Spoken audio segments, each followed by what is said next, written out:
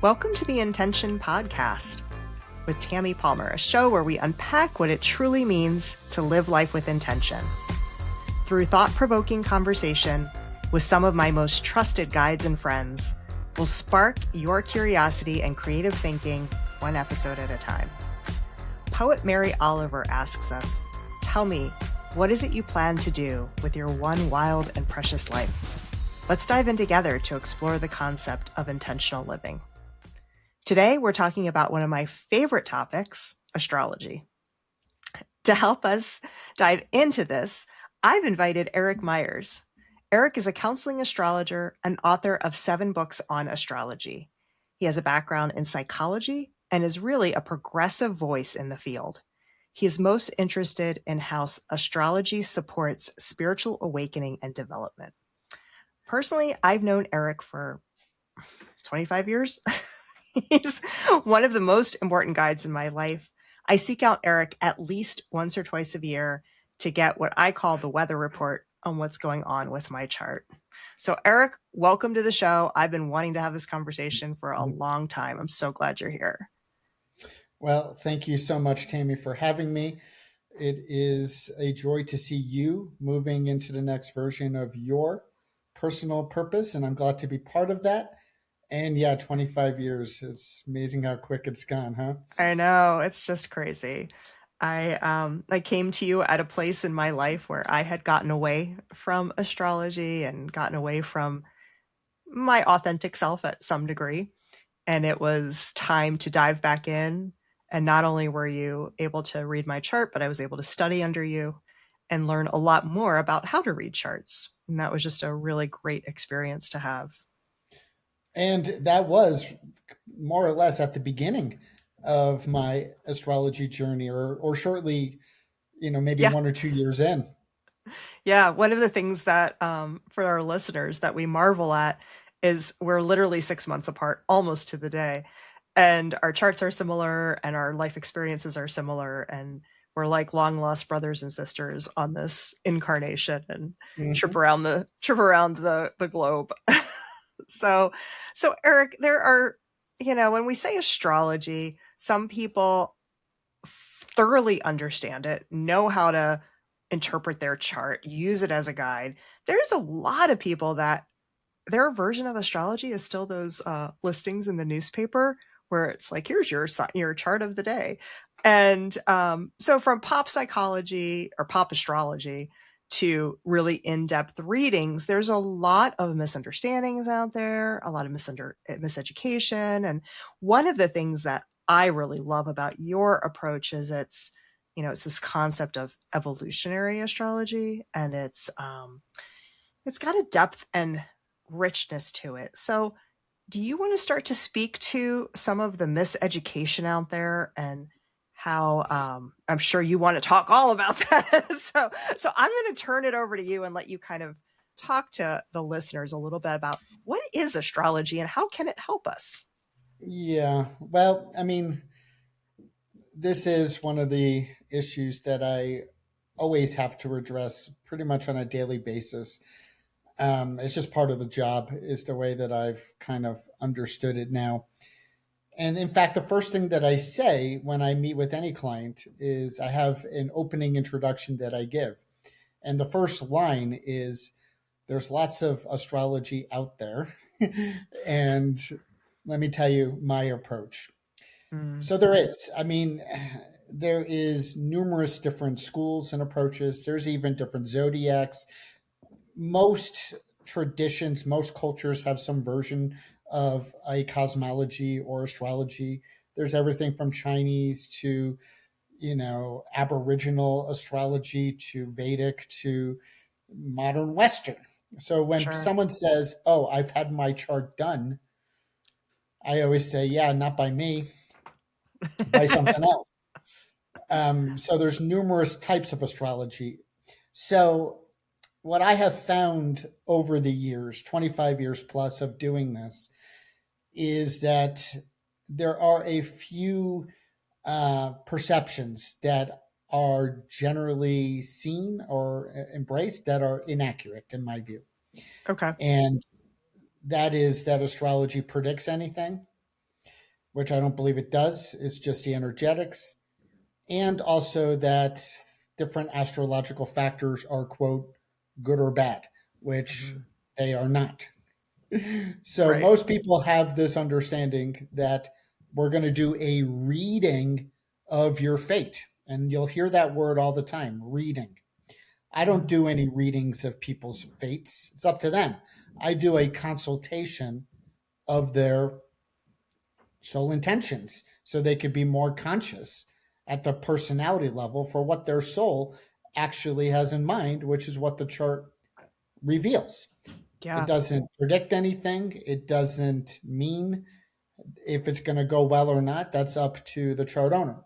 So, my view is that generally speaking, people have given their power away to astrological forces, which they believe are going to determine their destiny. And this type of astrology is about personal empowerment to partner with the energetics to create your own destiny. Hmm. So, that in a nutshell is the difference. And it does come from the broader philosophical understanding that we are developing or evolving, and that is at a spiritual level. So, the idea of reincarnation is assumed in this type of astrology, which for most astrology out there, it isn't, and there's a meaningful trajectory that is understood within the chart analysis, that we're all works in progress, and there's an earlier developmental state where we all used to be, and we're all maturing and awaking into a more awake or enlightened potential state of being, and that's up to us. One of the things I love about the way you go through a chart is you reference your curriculum, right? We all are coming in, and this is again assumed on the concept that we believe in reincarnation, we believe in things like karma, and that there is soul intention in this lifetime. We incarnated for a reason to the people we incarnated to for a reason. The people we're meeting on our path weren't just random. This was all predetermined at some level. And so what I love is that astrology really lays out here's what you're coming to work on. If Earth is school and we've incarnated to practice things, to have experiences, to have lived embodied experiences we can't have when we're in soul form, then the astrologist points us to what that work is and gives us a guide on how to do it well. Yeah, pretty much. You know, one of the things that all of us need to grapple with is that the second that we are born is the astrology chart, and it is already a formed kind of intelligent description of the psyche. Um, and to me, if there isn't reincarnation, then I don't know how to make sense of the incredible sophistication and specificity of somebody's psyche the second they're born before no lived experience. So it's Mm-hmm. got to come from somewhere. So I don't have any agenda that people agree with reincarnation. It's just this type of astrology. And I do believe that it is backed by science, that energy is not created or destroyed, it only transforms. There's nothing new under the sun, everything's recycled. But again, I don't get heavy handed into philosophy and about these views. It's just the framework that I'm coming from that I convey to clients in the opening, Yeah. saying this is just this type of astrology. There's plenty of other astrology that doesn't have that philosophy, if that resonates with you. I don't have any agenda for people to believe anything. And one of the things I really like about you specifically as an astrologer, besides the evolutionary approach, is that you've got a counseling background. That was your what you studied and what you did prior to coming into astrology. So you are able to help guide people through what you're revealing for them and what you're showing them and do a good job of asking questions around how are you going to, how is this Yeah, well, landing with that you? brings up the other thing that is, many different approaches. I became interested in psychology and counseling before astrology, and then I wrote my master's paper uh, at Naropa in Boulder, Colorado, about using astrology as a counseling tool. Mm. However, astrology is a couple thousand years old, and historically, it's not a counseling tool. It's more of a tool of prediction. Here's what's going to happen. And that has been largely the focus within the field, is trying to get an in on what's going to happen. We want But the answers. problem, but the problem is everything is not predetermined. I like to say we can't look up everything that's going to happen. Right. And But and one so thing it's that really just a curriculum. yeah, but what astrology can do, and this is something you've done for me, is like I said, I like to get this weather report once or twice a year. What should I be on the lookout for? What might be coming my way? And there was a time, oh gosh, 4 years ago now. It was right before I turned 50. And you were kind of warning me, Tami, you're going to have a hard fall. There's a lot of stuff coming up. It's going to be face your karma time. Like, I'm just giving you a heads up. This is what I'm seeing. And it wasn't like this is going to happen or that is going to happen. It was just the the chart is aligned in a way to cause you discomfort to change, right? Or something along those lines. You didn't say that. That's my interpretation. Um, and what happened is that was a really, really hard fall. Like, a lot of really bad things started happening one after another. It was health things. It was stuff with friends. I threw my back out. Like, all kinds of things happened. And what I realized was I had precognition from your advice around this, that this was what was happening. And so I didn't get lost in it. I was aware of it and I went, oh, okay, this is the lesson. Just breathe through it. It's all going to sort itself out. This is all happening for a reason. And so it kept me from getting into this depressed, angry, hard state where I got sucked into emotions that aren't helpful, and I could kind of rise above the chaos as it was happening. And that's what astrology has done for me, is it helps bring awareness.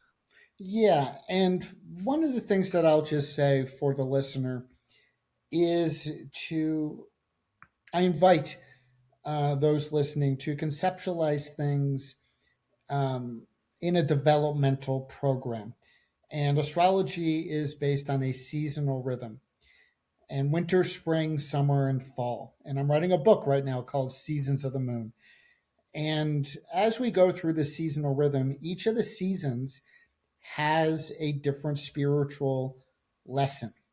And so when we're headed into the autumn season, where we are now in the annual cycle upon this recording, I am aware that it is going to be released in the winter in January.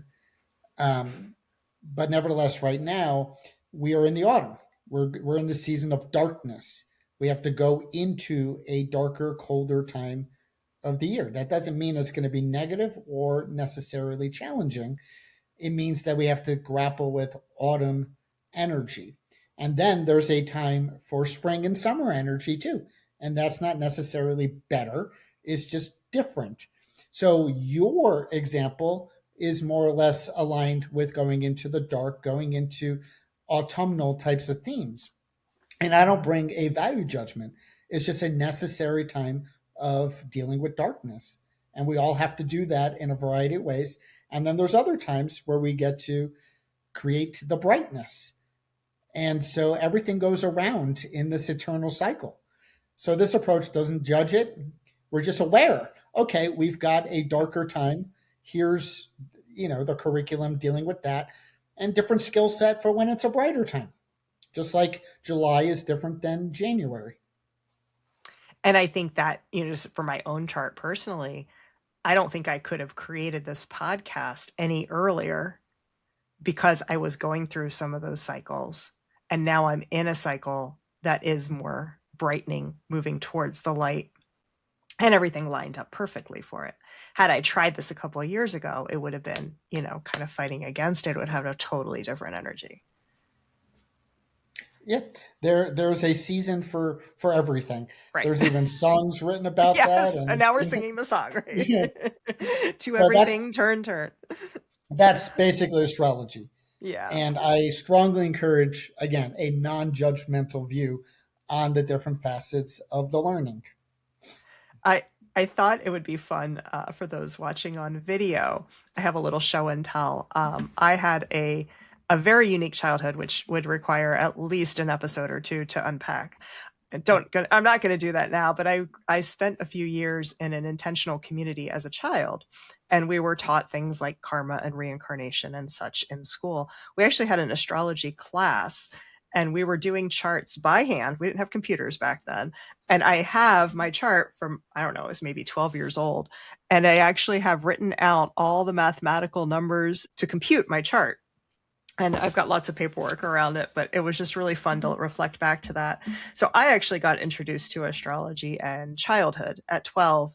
And it was a language that just really resonated with me throughout my life. I would find myself coming back to it. It's why I sought out Eric when I was ready to get back into it and that stage of life.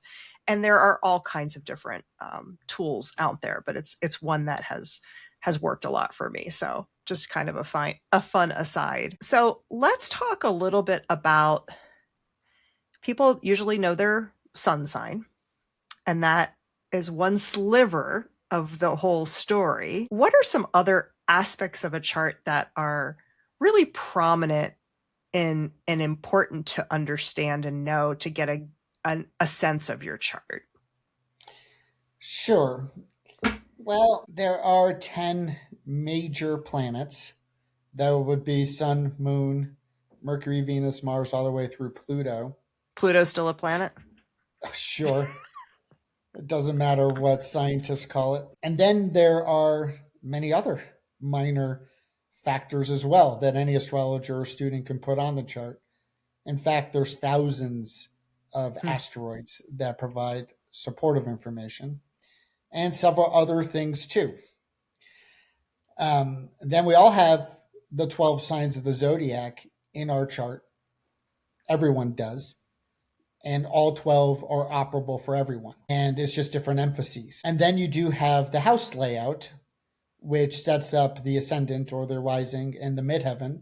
And that's an orientation to some of these archetypes in a more central way. So, this is one of the hugest misperceptions is the common sun sign simplification.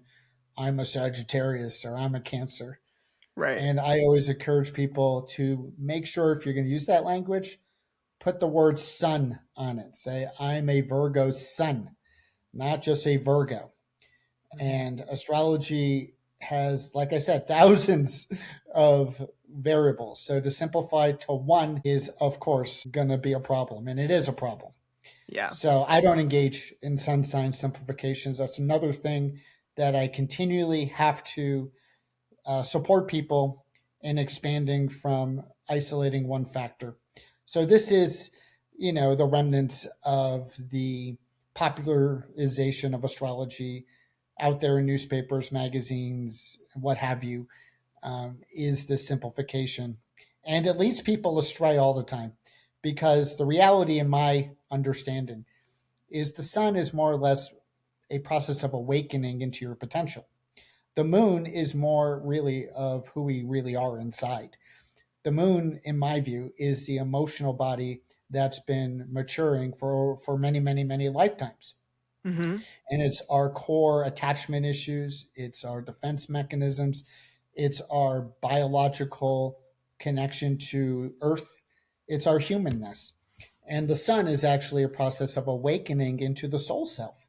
And most people are not fully doing their sun. That's why we're growing into it in the present lifetime. But the moon is about the past. It's who we've been, it's who we generally are. And understanding the moon is going to be more important and instructive for self understanding. And the sun is more of a process of development. Am I correct that the moon is more like who you were in childhood? Well, yeah, it tends to play out in our childhood. I call it the window into our spiritual childhood using reincarnation. It's who we've been when we Mm-hmm. were younger, less developed, and evolved. And so we pick up on that and it plays out in our childhood. So then we can see our tendencies, we can address, mature, and resolve and grow further into Sure. the proverbial tree. The moon is like the acorn or the seed. The gradual development into the tree or the flower is the sun. So all of us play out our moon primarily in the first 3 decades of life, so we can have that self understanding of our immaturity and our unconsciousness, so we can grow, because the point is evolution.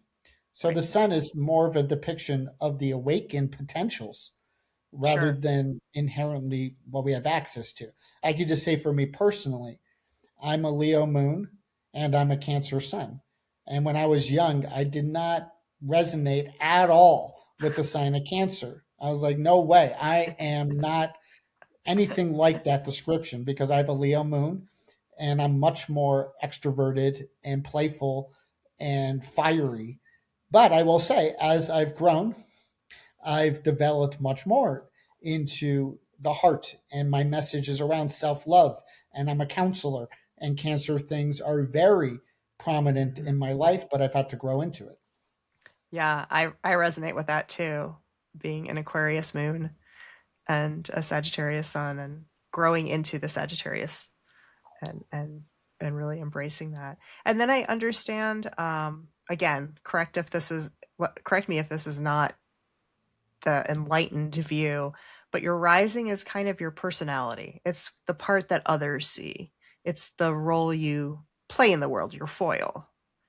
Well, that's what many people say. I don't share that view necessarily. We're getting a little bit more technical here, but since you brought it up, the ascendant is not a planet, it's a house cusp. And Mm. it's an orientation, as I mentioned earlier, to a certain archetype.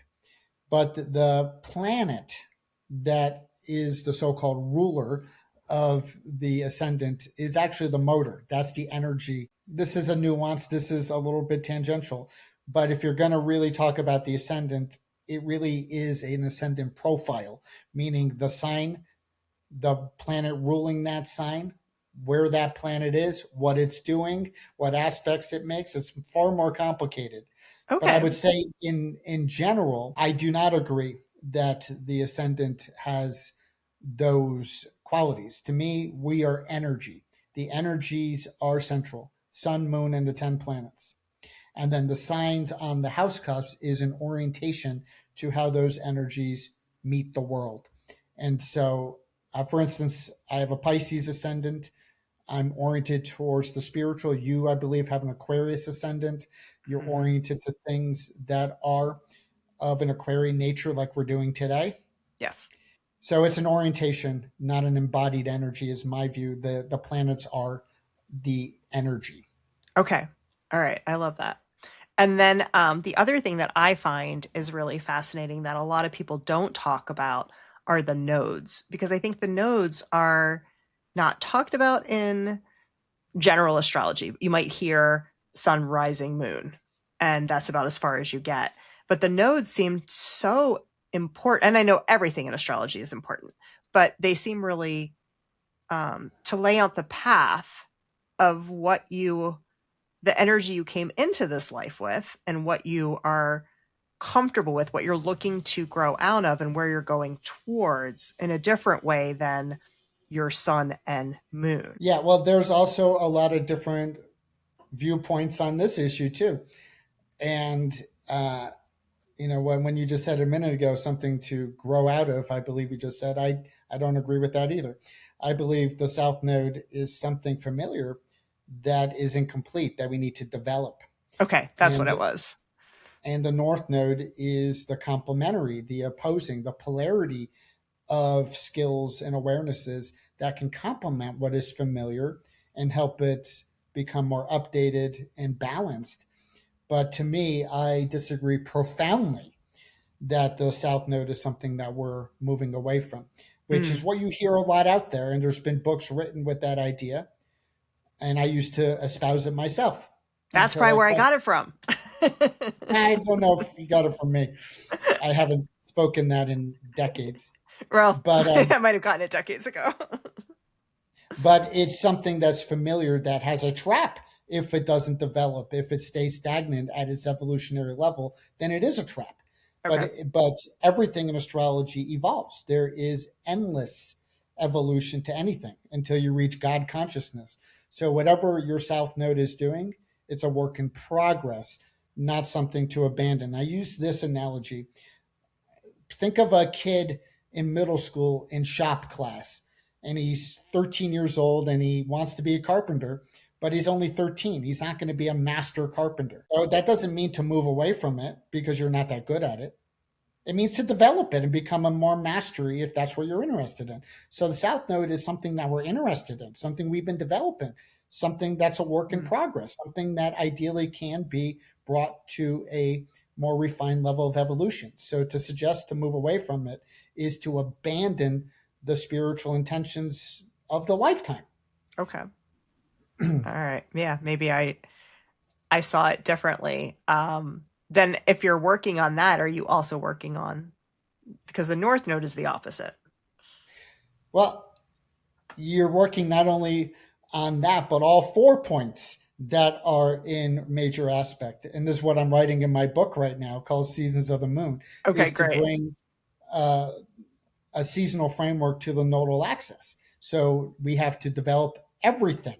So there isn't any abandonment of anything, it's just development of everything. Is Right. that you got to develop your what's familiar, you got to develop what's unfamiliar, the north node, and the qualities that are also square the nodes are also very important and part of it as well. So again, the more you get into astrology, the more nuanced and multidimensional and complex it is.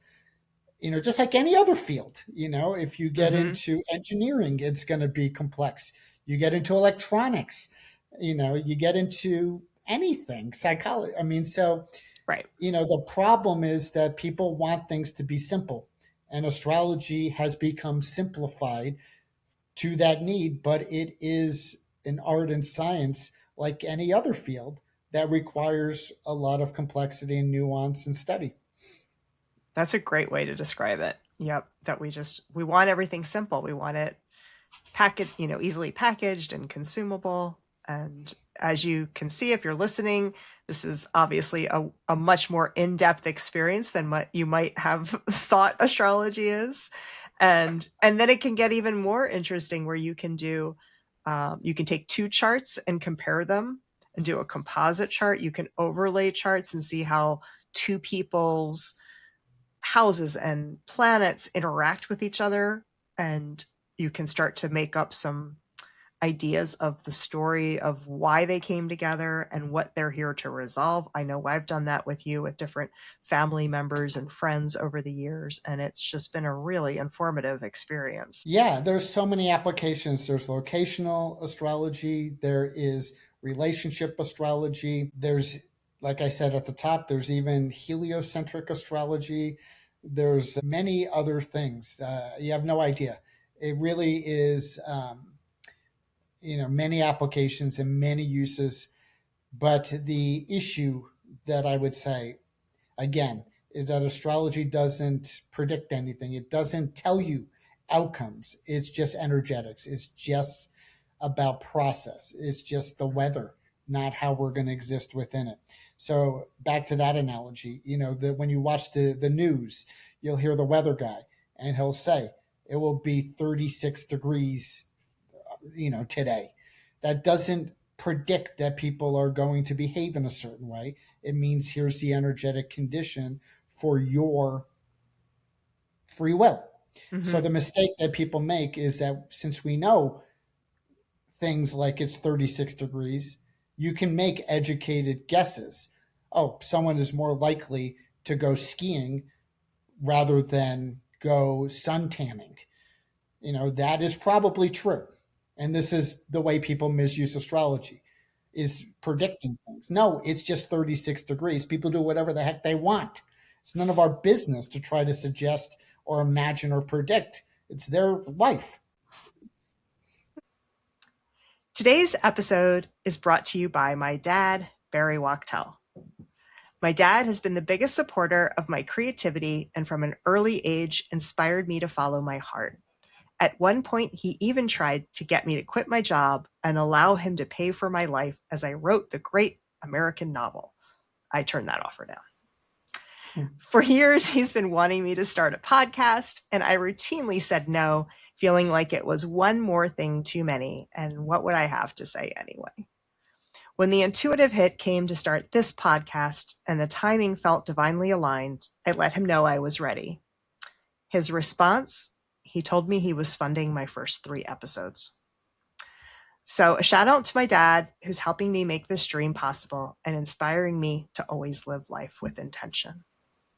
So let's move the conversation away from the personal chart aspect and talk about astrology in a larger context. And, if it's impacting individuals, that means it's impacting all the individuals, including those in the government and those running their world. And we're all experiencing our karmas collectively.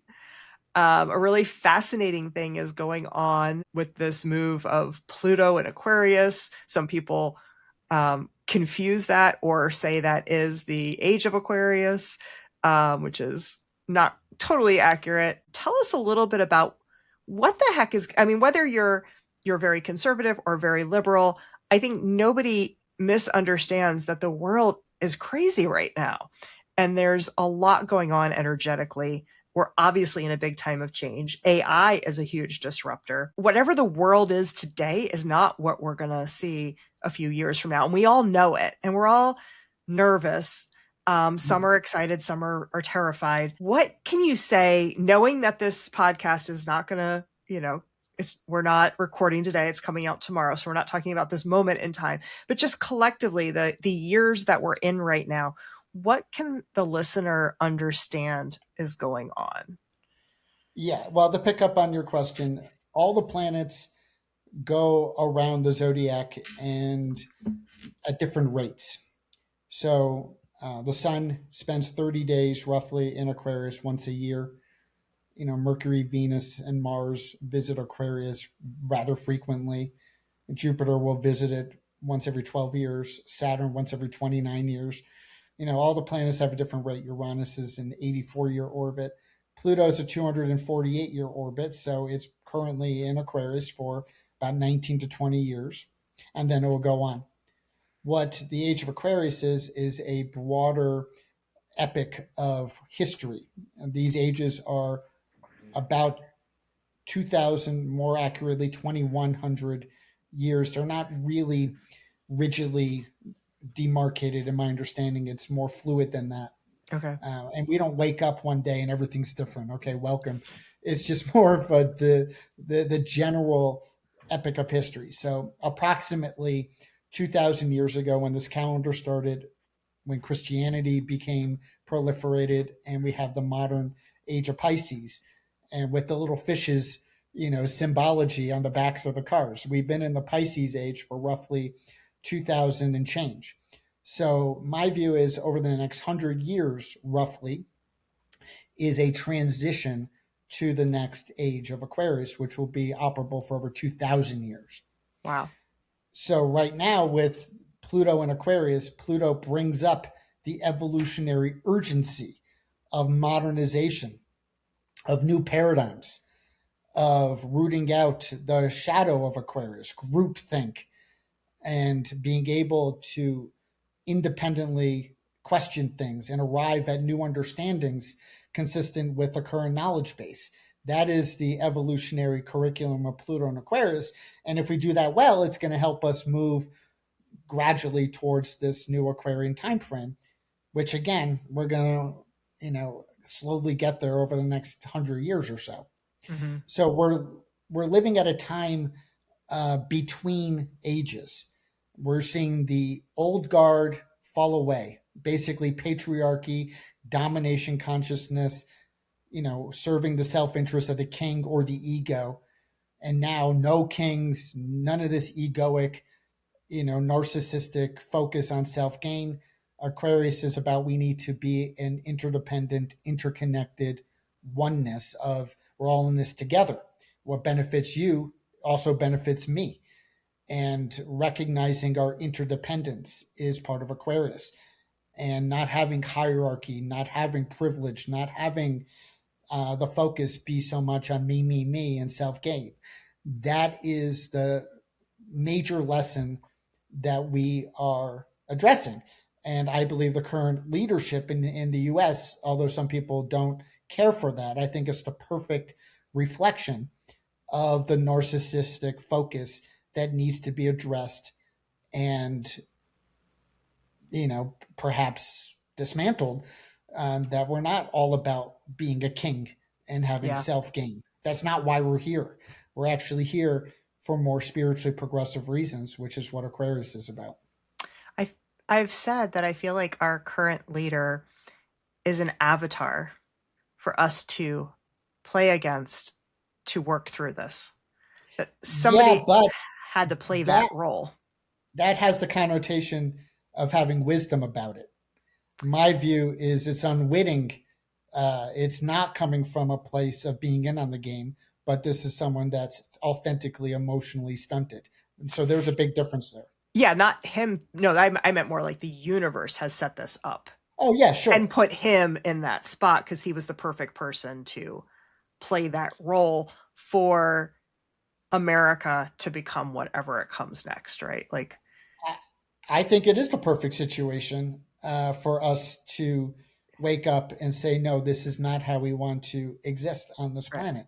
That's not our morals and priorities. It's not all about serving individual interests above what's healthy for the collective. We Mhm. need that to bump up against, is my view, and that's why it's going on. And I think there's even more we need to bump up against in terms of our insane consumer culture. And Yeah. there's a lot of things that liberal Democrats included think is just fine. Everything's working great. Why, we don't want to bust up that. That's all good, right? And it's actually not. And so I think there's even more dismantling that probably needs to happen for us to move into a true Aquarian age and to live our most elevated experience as souls on earth. I think so too. And I think it's going to be gradual over the next several decades. Yeah. I hope so, And because we can't handle any faster paced change. yeah, so if we can survive, Yeah. then we can create this, but it's going to be gradual, is my view. I think it's naive when people think that we're all going to wake up and everything's going to be different. Mm-hmm. That's not going to happen. Yeah. No, I do think this is a long play and we all want a quick fix because we're conditioned for that. But if I understand it right, the astrology is very similar now to where it was in the revolutionary times, the French Revolution. Yes, that is an excellent point. Is the last time Pluto was in Aquarius was when the United States was founded, and the planet Uranus was discovered. 1781 is when that happened, and also the planet Uranus was in Gemini, also back then, and that was a time of accelerated change, and a lot of the theme was the development of democracies rather than the proliferation of monarchies. We saw that with the Mm-hmm. United States becoming a democracy and rather than a monarchy here. And of course, the French Revolution was at that time, Yep. which had a similar thing. And there was other stuff going on as well all over the planet. And so we are now in another iteration of Pluto and Aquarius, Uranus and Gemini, relative to the context of 2025. So within the context of now, we have certain things like AI and computer systems. And so the astrology takes form dependent or contingent on what's happening on the ground. So Mm-hmm. just because Mm-hmm. you had certain themes last time doesn't mean the same exact things are going to happen this time, because life is different now. Consciousness has evolved and there's different context. Right. So you might see similar themes, and that's really what astrology points to. Is it points to themes and lessons. It doesn't specify details. And Mm-hmm. this is the problem that most people mess up in. They try to find specific details. Here's an astrology event's going to happen, and that's the whole game of prediction, trying to specify it's going to be in this one way. But it doesn't, because astrology can manifest in infinite ways. So when you suggest one thing, You're trying, it might be thematically in alignment, but there's numerous, if not countless, if not infinite other possibilities as well. Right. So, in my view, we have to maintain the viewpoint that astrology is just energy, Hmm. and energy can manifest in infinite ways. So, the analogy I like to give the people is think about having a palette with different paints. The Hmm. energies are the different paints on the palette. How the painting comes out is up to your management of the paints. There's no predetermined picture for you. The astrology energies are just the paint Interesting. that we That's a have good on our palette. analogy. Yeah. Yeah, and everything and every person, every experience is based on where they're at in their own soul growth and whatever energies they're vibrating at. So if you have um, you know, Saturn in this house and this thing, whatever, however you get specific, it's well, okay, that could be really bad if it's a person that's not very developed, or if it's a person that's very developed, that could be really wonderful. And it's there's just so many nuances Well, of that's relativity. experiences. True. So now you're bringing in the next big thing, which is we are part of the age of Aquarius, is also moving into the embrace and integration of relativity, Mm, meaning that everything is relative to our own consciousness and our own co creation. And we cannot give these generalized kind of prescriptions of how anything's going to go because it's unique and relative to the chart owner. So historically, astrology did not develop under the relativistic paradigm, and things were much more concrete. This is good, this is bad, here's what's going to happen. That's within the Saturnian realm, hmm. where Saturn was the most outermost planet at the time of that understanding. Then, as we mentioned, Uranus, the metaphysical, the transpersonal, that was discovered in 1781. And then, even further, Neptune in uh, the 1900s, I'm sorry, the 19th century, 1847, and Pluto discovered in the 20th century, around 1930, I believe it was. So the whole system has developed, but many Hmm. people haven't caught up with that and are still talking from the more concrete. So another facet of the movement towards the age of Aquarius is the relativistic paradigm. Ken Wilber, transpersonal Hmm. uh, theorist and philosopher, he points out three major epochs of human consciousness, which is basically the traditional or mythic, taking things more literally, concrete, then the modern scientific rational, which has been for the last few hundred years. And then Wilbur points to the 1960s as the beginning of the more humanist relativistic understanding that's more proliferated mainly through quantum science in the 20th century. So the relativistic level is relatively new in the grand scheme of things, and that was at the Uranus Pluto conjunction of the 1960s, which is the emergence Pluto of Uranian metaphysics and the relativistic nature. So this is pretty new on the Hmm. world scale. So there's no surprise that astrology didn't develop with this understanding because it's new. Yeah. But this is our job now. And what I'm, yelling from the rooftops, let's update to the relativistic level. That's what this time frame's about. And most astrologers say, no, it's not part of the tradition. So no, we don't want to hear it. And that's the problem right now is many people don't want to update because it's a pain in the ass. But it's necessary that we do. In fact, it's critical in order to create the age of Aquarius. We need to move towards the relativistic level. Wow. That makes so much sense.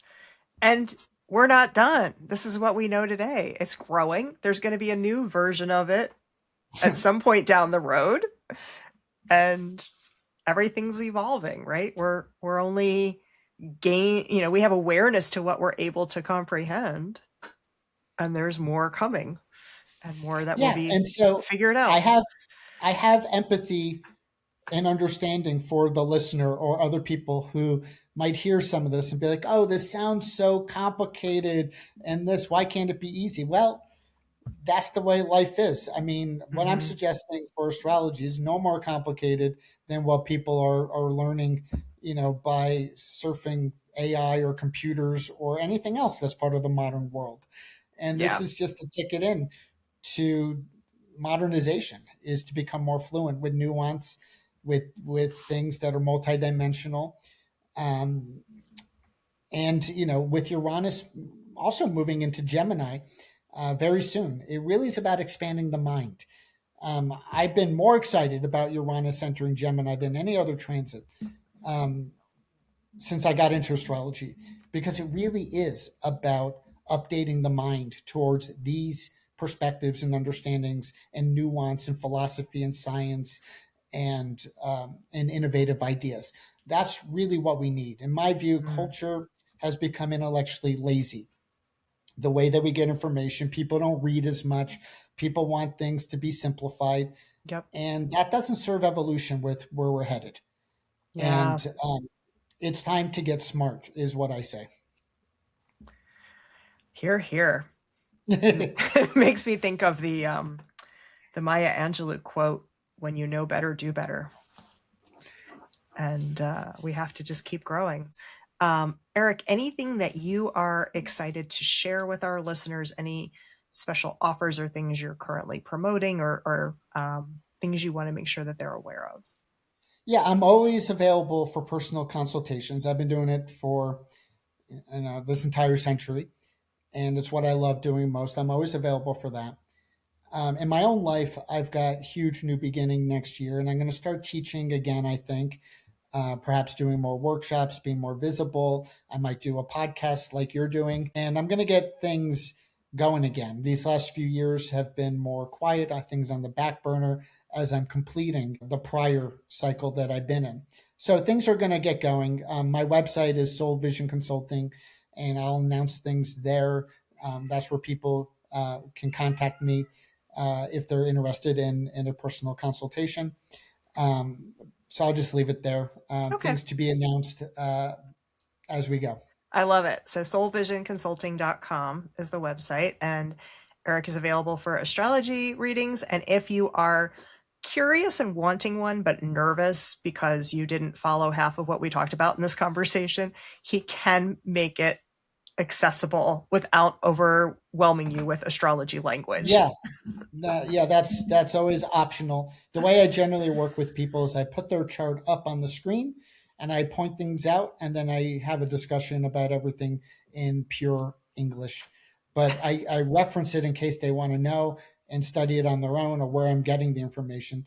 Yeah. But 95% in English. Yes.